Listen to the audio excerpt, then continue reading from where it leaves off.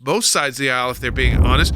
No one wants to see 2020 again, where the outcome of the election is in question and people don't have faith in the process. We want to make sure voter integrity is restored so that whatever happens on election day, win or lose, your candidate wins or loses, you feel like and you know that it was fair. Here is what Georgia put in place in their law.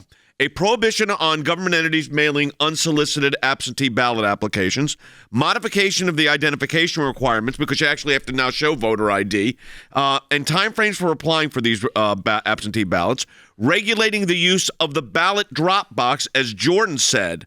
So look at that and tell me, why is any of that unconstitutional? This is a federal power grab, Jay, and that's nothing short of that. The Constitution of the United States, we know, gives the time, place, manner, and method of electing to the states. The election clause also gives Congress, not the executive branch, not the FBI, not the Department of Justice, not federal courts, the authority to override a state law if the state law is in violation of other constitutional principles. A clear reading of that statutory provision provides Georgia with sufficient constitutional authority to do what precisely they have done.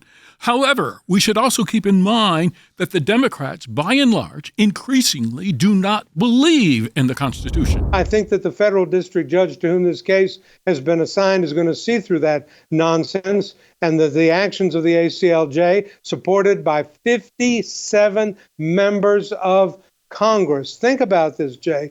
57 members of the United States House of Representatives have supported us in the view that the Georgia law is constitutional. That is pretty impressive. The allegations are not that we don't like this process, but that it's a racist process. They're using the Voting Rights Act, Harry, as the basis upon which the Department of Justice says Georgia violated the law here. That's what they're basing this on. It's important to note that 80% of African-American voters support voter ID laws.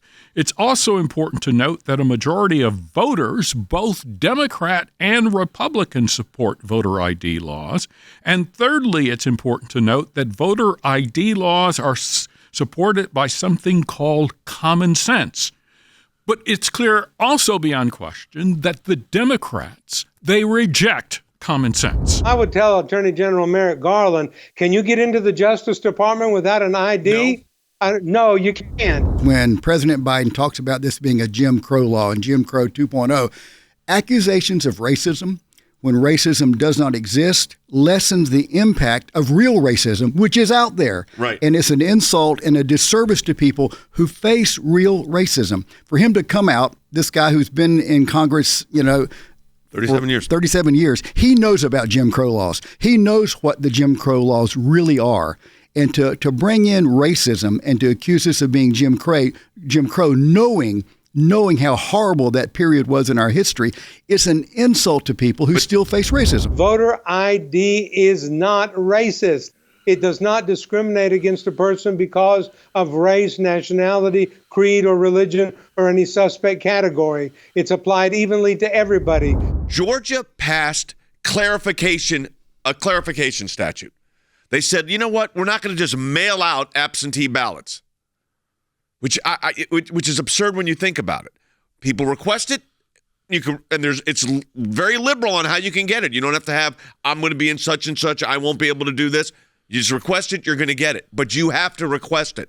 To me, that is just fundamental fairness. I think what they liked last time was how do we just kind of throw it together. That worked better for Democrats. When the laws weren't clear and the laws weren't kind of written down, and so everybody was kind of doing it by county, and you had state legislatures saying, well, we'll let the county registrars or whoever decide how this should move forward in their county. And of course, none of that worked. So you had people saying in their county, well, this was rejected, but in another county, this was accepted. And that's because there was they kind of threw out the law this last election cycle. And Democrats said, oh, we like that. That helped us. We got to put out ballots to whoever we wanted to. We don't want a repeat of 2020.